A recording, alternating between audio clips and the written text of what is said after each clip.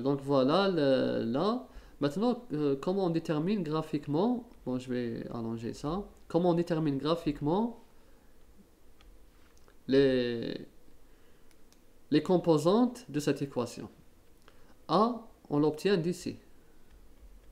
Là, c'est A, c'est la pente.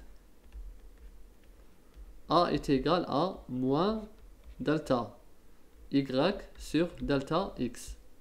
Dans ce cas, la pente est égale à moins delta. Bon là, le moins, je vais aller un peu rapide, mais de préférence, il faut laisser. Il faut laisser comme ça. Je vais pas mettre le moins parce que quand on va remplacer dans le cas, on va obtenir. On laisse comme ça, d'accord? On met pas le moins parce que ça va être négatif. Donc ça va être d delta c de h6 t, ou bien par là, c'est en indice c'est mieux. En indice c'est mieux. Et sur delta t. Voilà. Vous choisissez deux points, un point là et un point là, vous faites là, donc ça va être ce point moins ce point sur ce point moins ce point, et on a la pente. Donc là, pour déterminer A, c'est bon, c'est la pente, c'est la méthode graphique. Et pour déterminer le ln de C de H6 0, c'est-à-dire la concentration initiale, on fait juste une extrapolation vers l'origine, vers Y. Là, à ce point, C est égal à ln log de C de H6 0. Voilà, c'est ce point. C'est l'intersection avec l'axe des Y. L'axe des Y. Dans ce point, on a X est égal à 0. Donc on peut l'obtenir directement.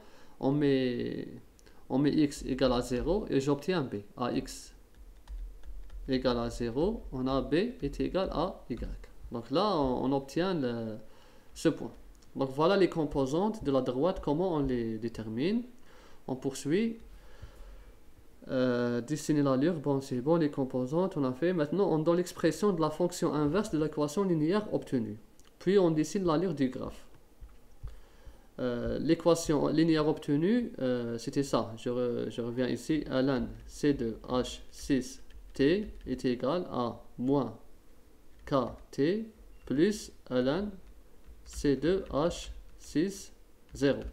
Je vais réarranger ln, ça va donner comme ça. c de h6 t sur c de h6 0 est égal à moins kt. Bien sûr, la fonction inverse du logarithme, c'est l'exponentielle. Donc là, le logarithme d'une valeur, c'est juste l'exposant. D'accord? Donc là, je vais faire l'exposant de ln de ça, et je vais obtenir le rapport c de h6 t sur la concentration initiale de l'éthane 0 est égal à E moins KT. Et ça va être comme ça. C de H6T est égal à C de H6 0 E moins KT. Voilà. Là, c'est une équation aussi. Si on trace le graphe, puisque là, c'est une équation exponentielle. On dit que c'est une équation exponentielle. Exponentielle. Donc la relation elle est exponentielle. Le graphe aura cette allure. Si on met le graphe comme ça, sur les Y, je vais mettre C de H6 T. Et là, je vais mettre T. J'aurai ce graphe comme ça. Puisque c'est une relation exponentielle. Elle est de cette allure. Comme ça. Bon, là, je pense qu'on a répondu. En mentionnant le titre, voilà, on a répondu.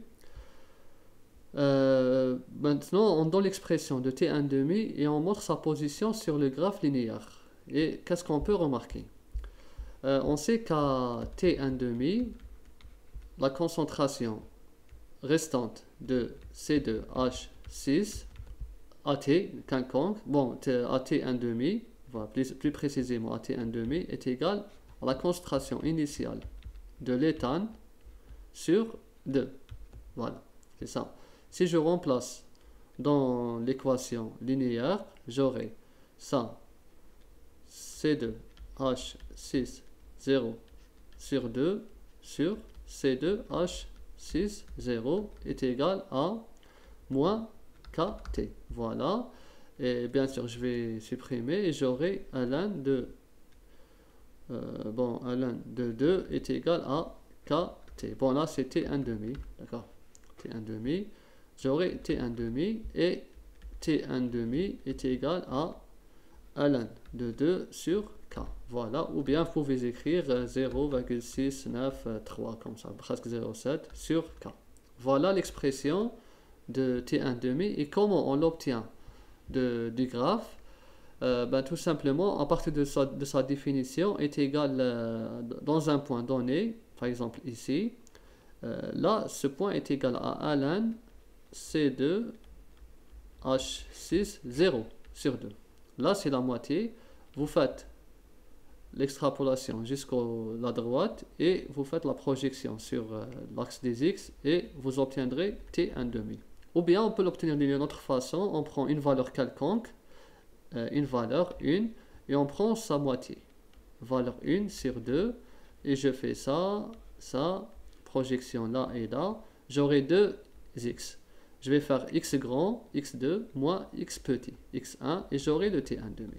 Vous avez les deux choix, les deux méthodes. Soit vous prenez juste concentration divisée par 2, ou bien une valeur quelconque et vous divisez par 2 et vous faites, parce que c'est l'ordre 1.